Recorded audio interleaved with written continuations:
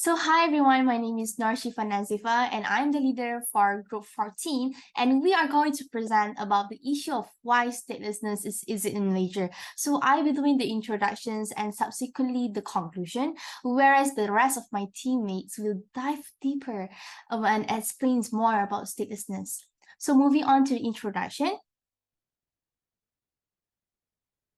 Okay, so basically, for the introduction, citizenship is a fundamental human right guaranteed by the Article 15 of the Universal Declarations of Human Rights. So I think that not everyone was born in this world according to the right. So it is estimated like every 10 minutes, a stateless child is born somewhere in the world. So in Malaysia, could not be like explained by this reason alone, as doing is also excluded a significant numbers of people who have been rendered stateless despite never cruising international borders, and thousands more who are at the risk of stateless.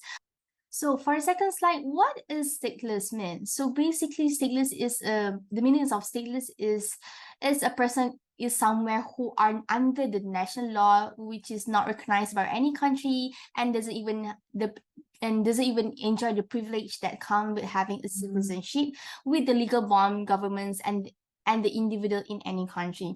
So it's estimated at least like 10 million people are stateless worldwide because they are not considered as a nationals by any state under by operation of the law. So stateless is something that refers to an invisible problems because of the stateless people are often remain unseen and unheard. So they are often not allowed to go to school, see a doctor, even get a job, open a bank account, or buying a house, and also not even can get married. So according to 1954, the convention relating to the status of the stateless person also established the legal definition for stateless people, which is the individuals who are not considered citizens or nationals under the operations of the law of any country. So stateless emerged as one of the main concerns of the community, which a large amounts of individuals and families living in compromise their condition due to the lack of legal identifications documents. Moving on, the third slide, which is we're talking about the individuals who are not stateless but may become stateless if certain factors is it in Malaysia. So basically, there's two categories, which is the undocumented person, where there are individuals who either do not register their birth or their identification information, which is not recorded by the state registration department. So this stuff being undocumented alone does not also render these individuals stateless, but also lack of identity documents such as birth certificate, which is provide the proof of where the person is born and percentage. The last one is the person of undetermined nationalities, where these individuals who lack of proof of possessions of any nationalities, where they are either have the link to more than one state, which is and also perceived and the treaties by the authorities in the state of the residence and possessing such as link to other statutes. Next, I would like to pass to Kim to talk about why statelessness is in Peninsular Malaysia.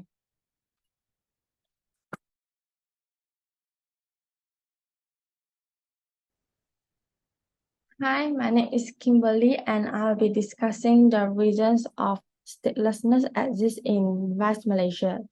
So generally, there are three main factors for statelessness exist in Malaysia. And the first reason would be marriage outside legal wedlock. This means that the marriage between the parents or the spouses is not recognized by Malaysian law. And under this illegal marriage, there are three subsections for this. And the first one would be illegal marriage between local men and foreign women. This means that a Malaysian man married a non-Malaysian woman and they do not register their marriage in Malaysia. So under Malaysian law, the Malaysian father is not allowed to confer his citizenship to the child if the child is born out of a legal marriage. And in this circumstance, the federal constitution states that the child's citizenship will follow that of the mother.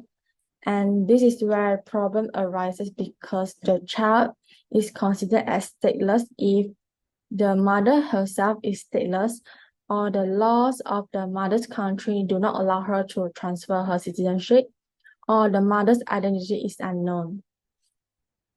Moving on, the second one would be illegal marriage between non-Malaysian spouses, because as we can see, there are many foreign workers coming to Malaysia and earn money, but there are still a great number of workers who are illegal as they enter Malaysia through illegal methods and they do not have proper travel documentations. And subsequently, they get married in Malaysia, but they are unable to register their marriage. So as a result, their child is considered as stateless, and this statelessness passes over generations. And the third one, children that are born out of a wedlock are at the risk of becoming stateless. This is because under Article 14, Section 1, Subsection B, the child is not considered as a Malaysian if the parent's marriage is not registered at the time when he was born. So this may be due to unmarried pregnancy, because many young couples, they do not have the ability to raise the children, and so they choose to abandon their children, and the child is stateless, and the child is considered as stateless. And next, the second reason would be no or delay or late birth registration. There are still a number of children living in the rural areas are considered as stateless. This is due to illiteracy or lack of awareness. Moreover, many parents who have separated do not get their child's birth registration done, and this eventually causes the child to become stateless. Besides, many children who are adopted by Malaysian parents are still considered as stateless. Things get worse if their biological parents are non-Malaysian and they cannot be traced. Even though the federal constitution allows the adopted children to acquire the nationality of one of their adoptive parents, but the parents still face difficulties in getting the citizenship for their child. And the third reason would be when the child is born overseas. So in the federal constitution, the Malaysian father with a foreign spouse, and if their child is born overseas, the father can transfer his citizenship automatically to his child. But this doesn't work for Malaysian women. So this causes some of the children who are born overseas to a Malaysian mother to be declared as stateless. And here is some summarized information. And next will be Samantha, who will be talking about statelessness in Sabah.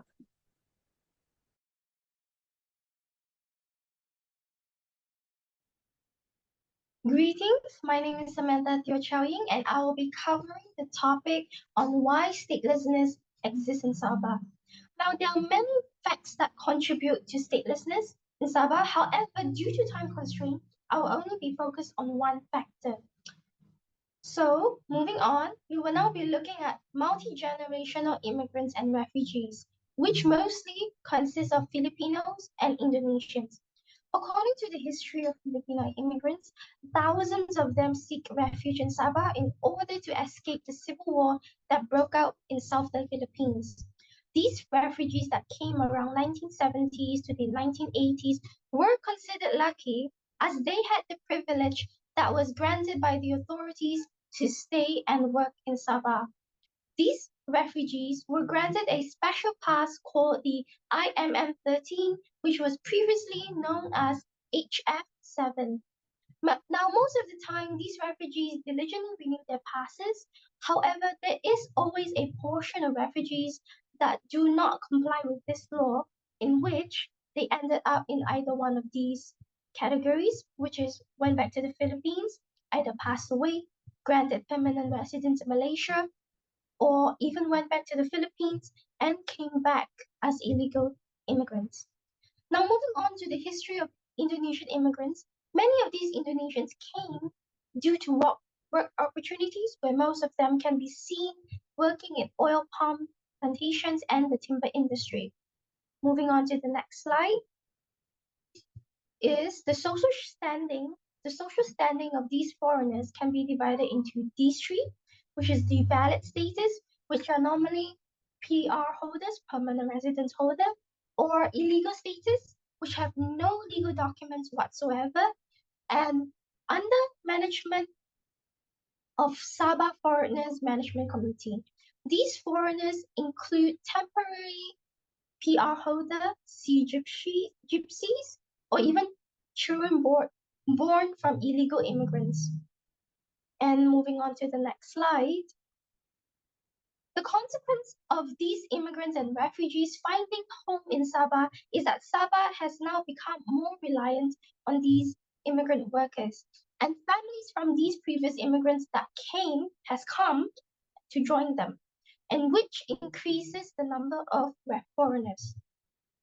Unfortunately, these group of people are being discriminated against and are not allowed to marry, and have children in Sabah.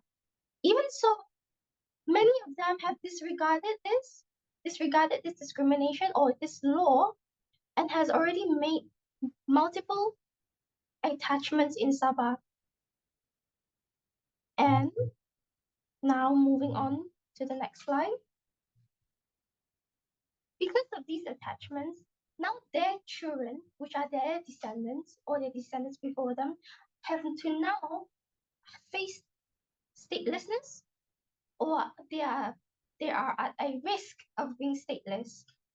This is because many of them do not have their birth registered due to the lack of knowledge about registration process, or the avoidance of hospital birth of the parents due to high cost for foreigners. And also it is parents' lack of marriage certificate and many other reasons. Now, according to the United Nations High Commissioner of Refugees, an individual is considered legally stateless if all the states to which he or she has a relevant fact or factual link fail to consider the person as a national. Now, these foreign children that are born in Sabah might actually have a factual link with at least one country, which is usually either the Philippines or the Indonesia. Now, moving on to the next slide. If they are Indonesian, and these kids are actually born from Indonesian parents, for them to attain the citizenship is pretty straightforward due to the existence of an Indonesian consulate in Sabah, Kota Kinabalu, which often gives out passports and birth certificates. However, those living in the interior of Sabah face the challenge of traveling expenses, and which actually may prohibit the acquisition of such documents, making recognition of Indonesian citizenship theoretically possible but practically difficult to achieve. Now moving on to the Filipino. Next slide. It is more complicated due to the fact that Sabah does not have a consulate. It only exists in Kuala Lumpur, and there's a political sensitivity surrounding the claim that Sabah is a part of the Philippines.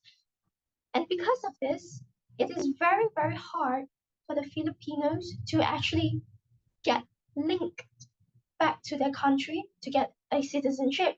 Moreover, also due to traveling expenses, and also some of these Filipinos, because they are refugees and they hold these IMM 13 cards, they are unable to leave Sabah. So even if they want to, they cannot go to Kuala Lumpur to get citizenship. Now, moving on, I will be now passing towards my colleague, Amy.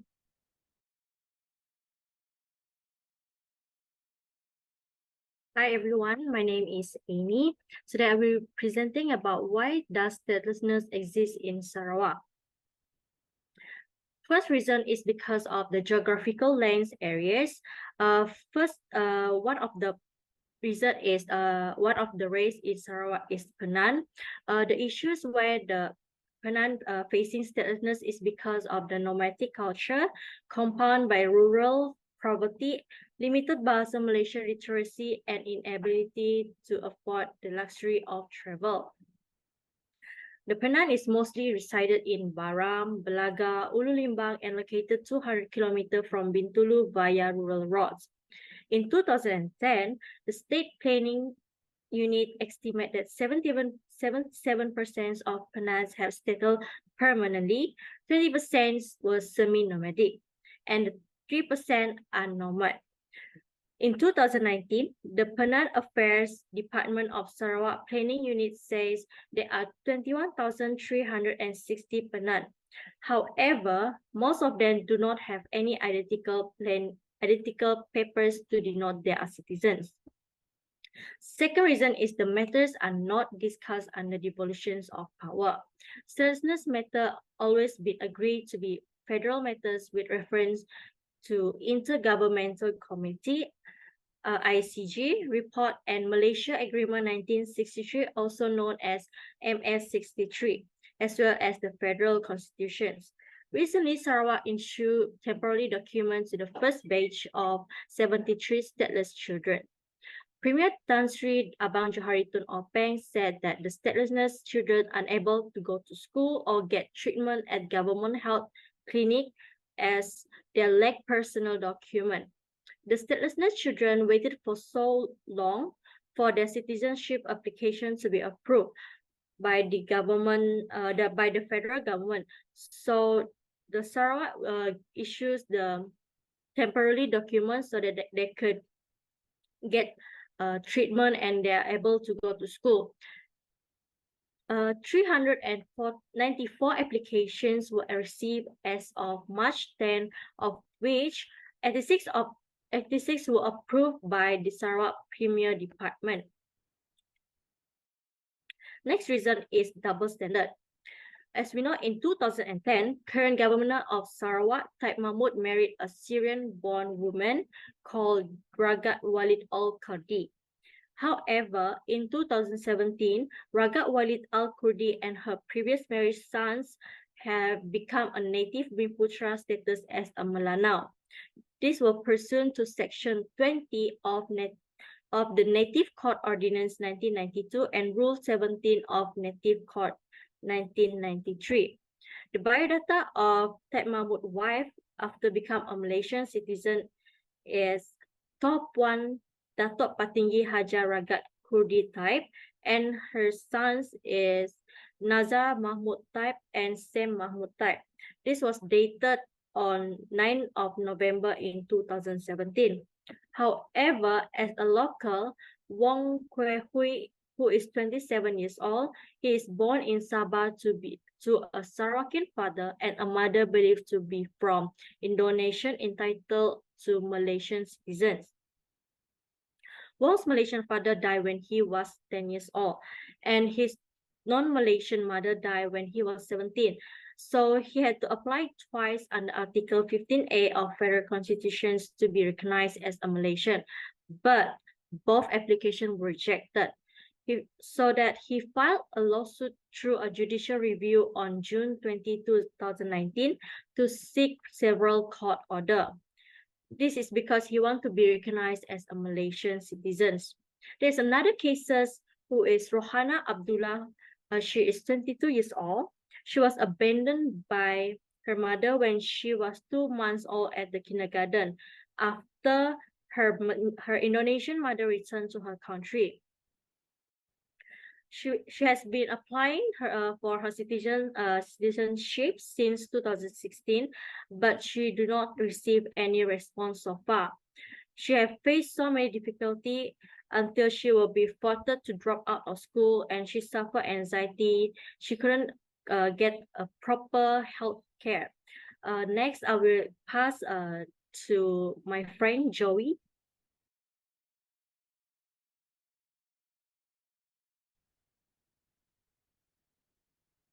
Hi, I'm Yapelin and I'm now covering a part of the current law position in Malaysia. UNHCR, as known as the UN Refugee Agency, was established by the General Assembly of the United Nations in 1950 after the Second World War. The UN Refugee Agency has established both of these conventions. The 1954 convention have the core principle to ensure that stateless people have a minimum set of human rights. while the 1961 Convention is to prevent and reduce statelessness. But Malaysia is not a participant in both of these conventions. Furthermore, there is no specific policy or law that gives a legal definition for stateless people in our country.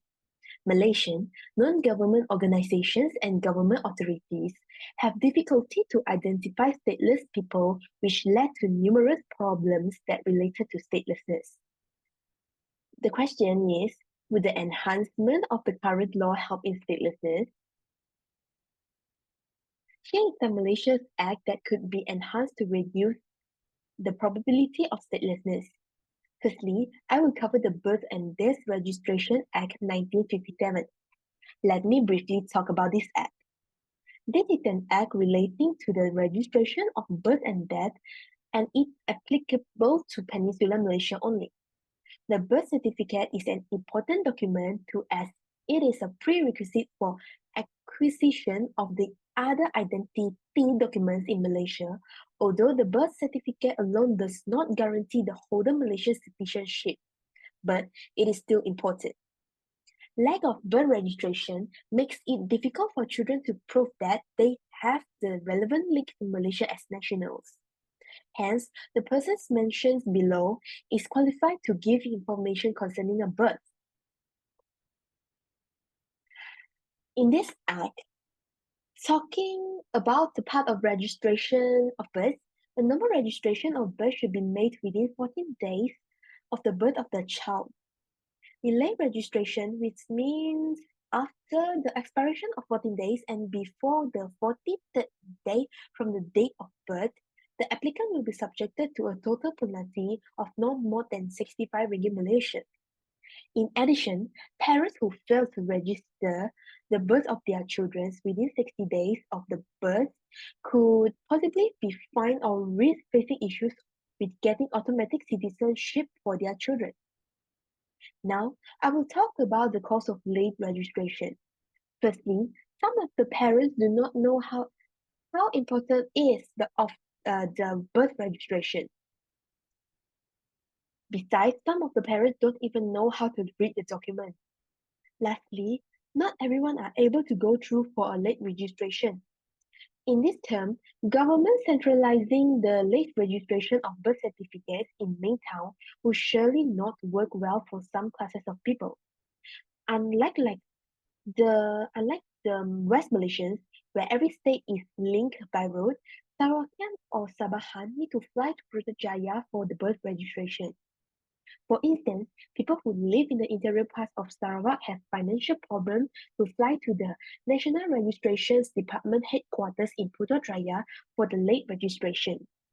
Moreover, those with a few generations of statelessness among their family members, they usually ignore the registration, causing the future generations end up undocumented.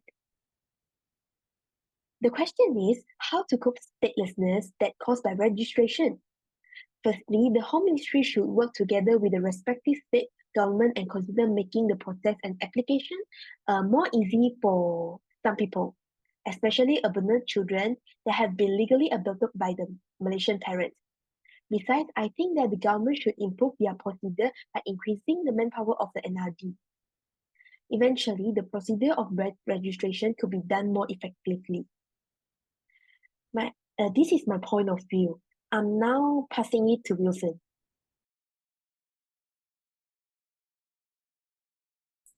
My name is Wilson. I would like to talk about the Law Reform Marriage and Divorce Act 1976. This is an act to provide for monogamous marriage and the solemnization, to amend and consolidate the law relating to divorce, and to provide for matters incidental thereto, except as is otherwise expressly provided. This act shall apply to all persons in Malaysia. This act shall not apply to a Muslim or to anyone who is married under Islamic law.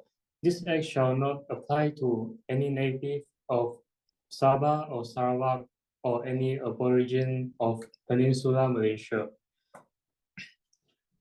Subsisting valid marriage deemed to be registered and dissoluble only under this act.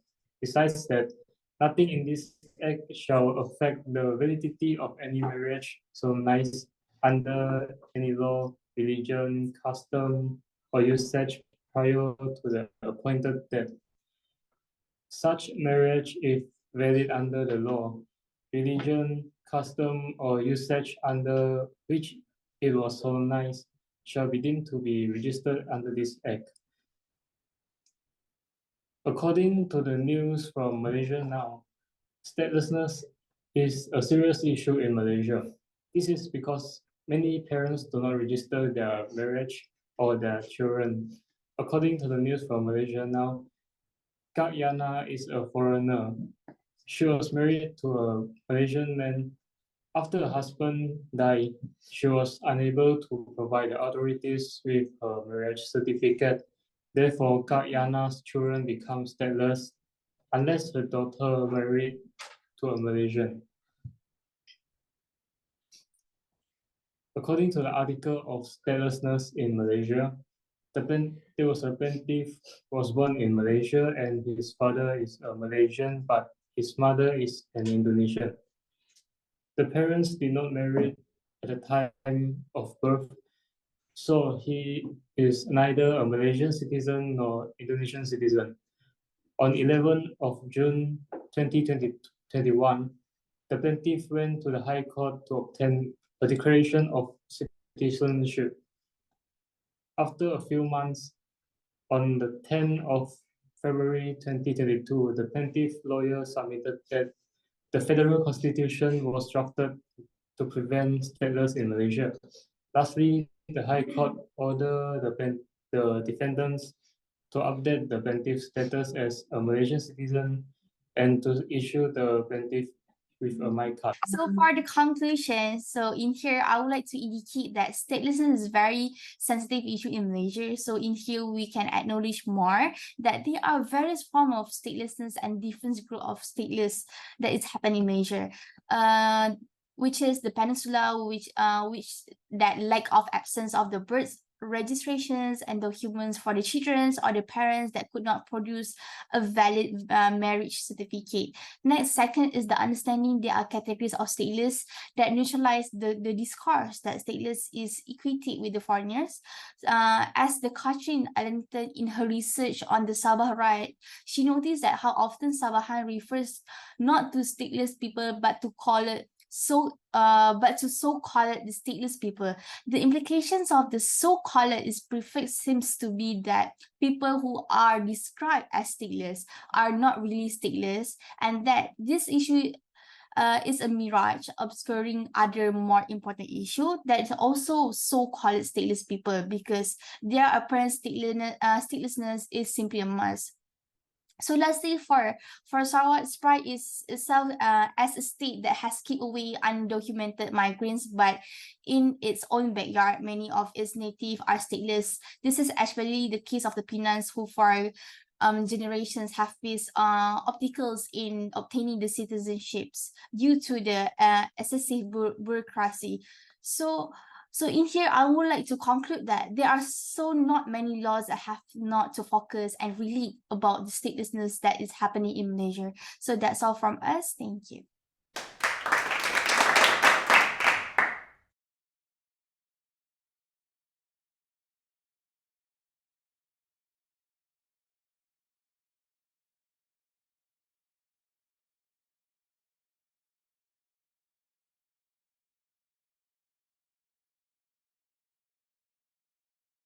Hello, hi, my name is Nurshifa Nazifa. So today I would like to interview, what's your name? My name is Miki. Okay, Yeah. we would like to interview Miki about some questions today. So I want to ask, do you understand what is statelessness? Yes, there's a without country. Yeah. Okay, so now we know that statelessness is someone who doesn't have any country.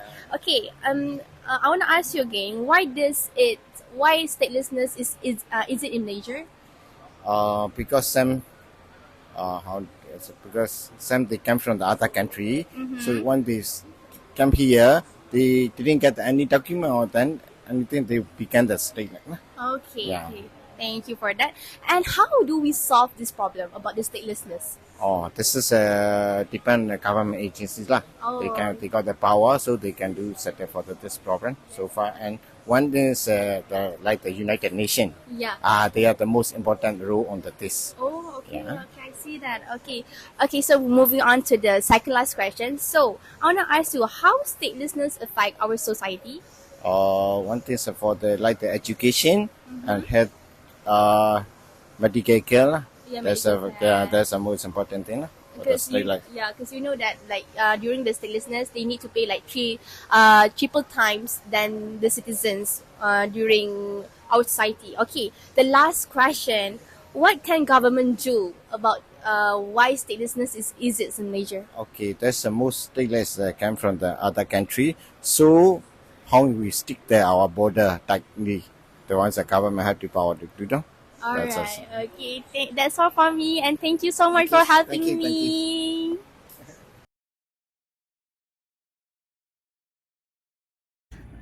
Hi, my name is Kimberly and I'm a law student from Taylor's University. My group members and I are doing an assignment about statelessness, and one of our tasks is to interview the public about the statelessness. So would you mind if I ask you a few questions about it? No. Alright, the first one, what do you know about statelessness? I think statelessness refers to the person who is not recognized as a citizen by any laws of any country. Alright. Do you have any idea why does statelessness exist in Malaysia? In my opinion, I think the most common reasons would be the children born for illegal migrants, abandoned children, and as well as children without birth registration documents. Do you think this is an issue which should be addressed by the government or the society? Yes, it is definitely an issue that needs to resolve by the government and the society. So, Why? because it is quite a serious issue. Alright, the last questions. Do you have any suggestions or solutions that may help to resolve this issue? Yeah, I think the problem needs to be solved from the root. So, for example, the government should probably have more campaigns on the awareness of statelessness, just to increase the public awareness on this issue, so that we can prevent and reduce the issue of statelessness in the future. Alright, thank you.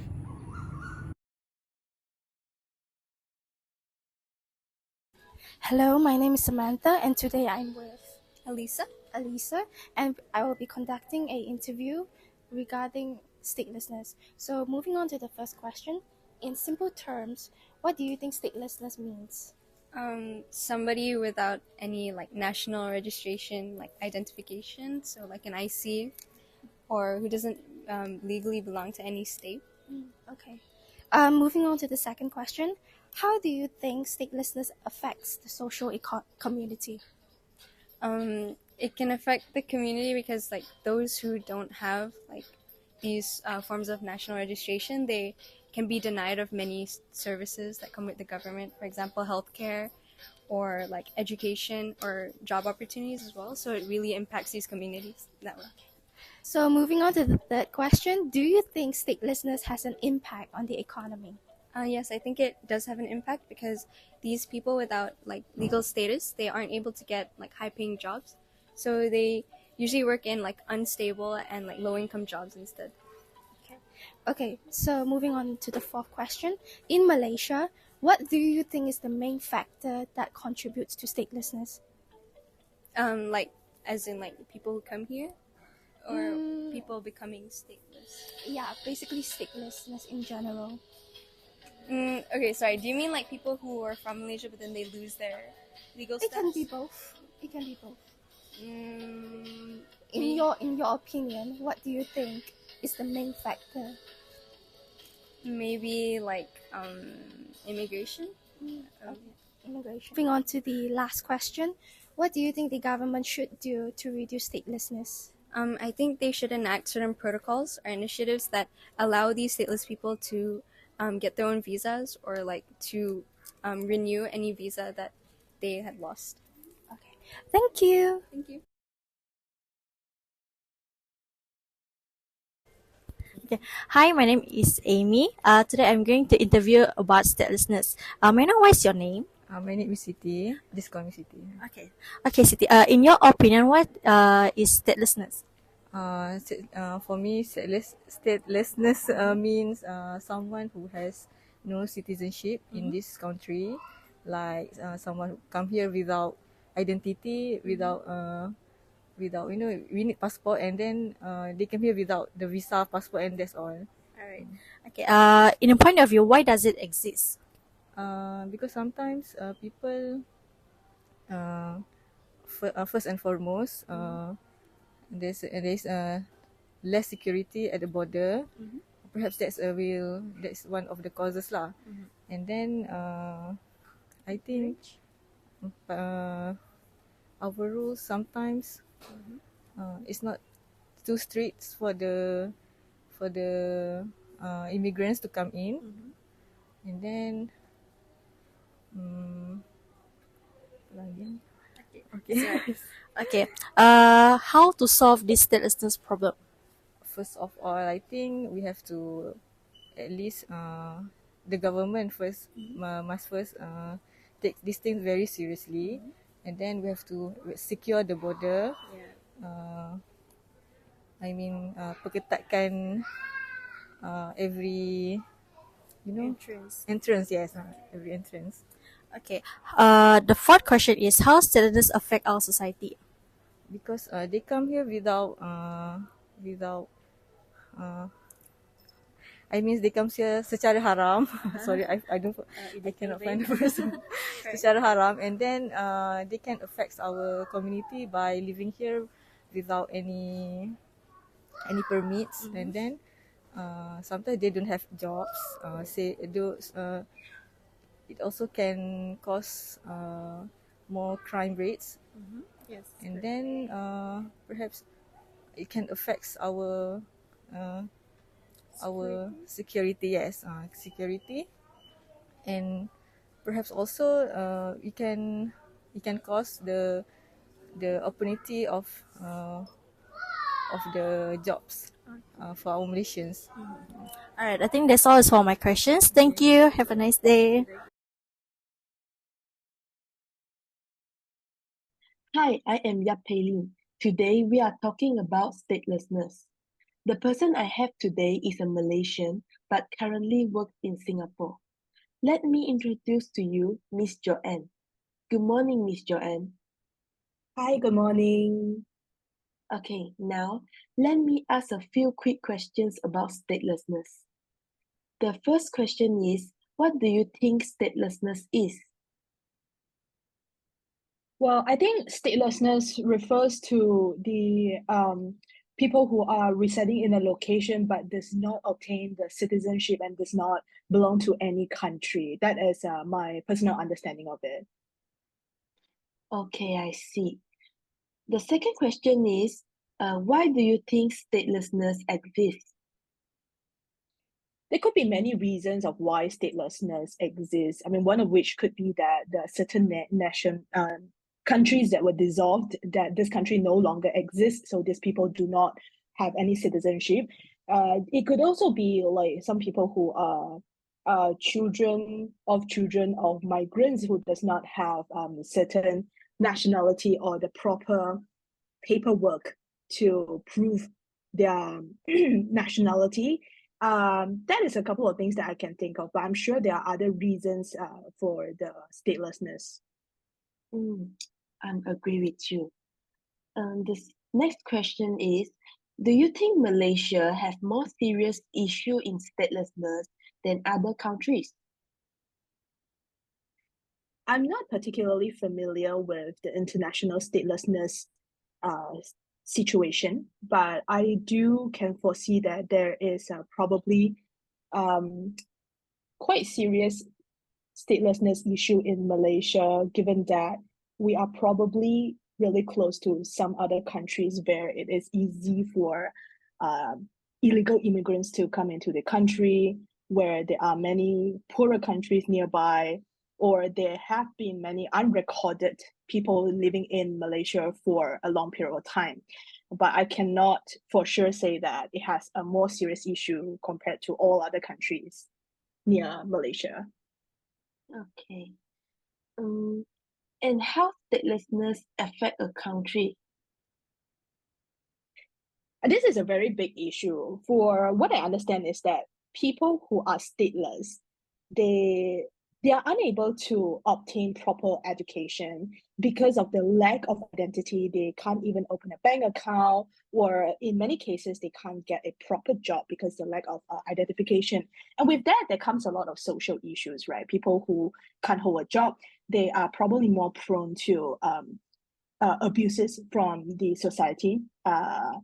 If I can also imagine that if a generation does not get education, then they are unable to improve their livelihood as well.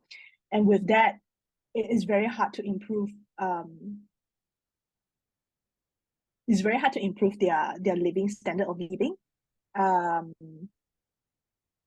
There's a couple of things that I can think of, and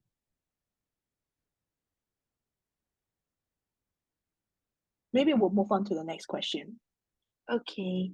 Lastly, what do you think the government can do to reduce statelessness? One of which is definitely to review the current legislation or law around issuing identification to people in the country. Like right now, I believe that there are many rules around like how a newborn can be registered as a Malaysian citizen, and that might be something that we want to review to make sure that we are a little bit more inclusive and we're able to provide for people who has been living in Malaysia but without an identification. Okay. Thank you, Miss Joanne, for accepting this interview. Your point of view is so precious and I really appreciate it. Thank you, Miss Joanne. You're welcome.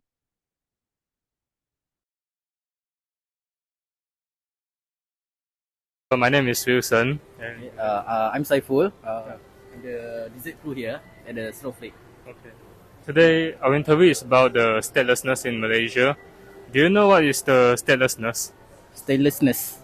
No, I don't know. It's actually someone without a citizenship in Malaysia, don't have an IC, or he is not belong to any country. Okay. Yeah. Okay. So, why does it exist? Sorry, I don't get it. The statelessness is what? Statelessness. Yeah, someone without IC or any citizenship. Oh, okay, Yeah. I see. Okay. Okay. So why does it exist? Yeah. I think because Malaysia bring down many foreigner to be the co-worker in the company lah, certain company. Okay. So the next question is how to solve this problem in Malaysia? Okay. In my opinion, I think we should filter the intake for the statelessness lah. Actually, for the certain company, maybe they will need to limit the amount of statelessness. The advantage of that is that they will give more opportunity for the Malaysian citizen to have their work experience lah. Okay. And so the next question is how statelessness affect our society? Okay. Statelessness affect our society. For me, I think because the statelessness people are so many, so some of the Malaysian citizens will lose their work in Malaysia. Yeah. So they need to compete among the statelessness lah to get their work. to get their job. So maybe the after their SPM they cannot try to gain experience for work because most of Malaysian company will take the statelessness, the foreigner, to work with them so they can pay cheap labor lah. And we come to the last question. And what can the government do? What can the government do? Actually, it's Okay. already Okay. For me, I think the government need to filter the intake for the statelessness people. So they will give more opportunity lah for the Malaysian citizen to have their job experience better lah. Thank you for the interview.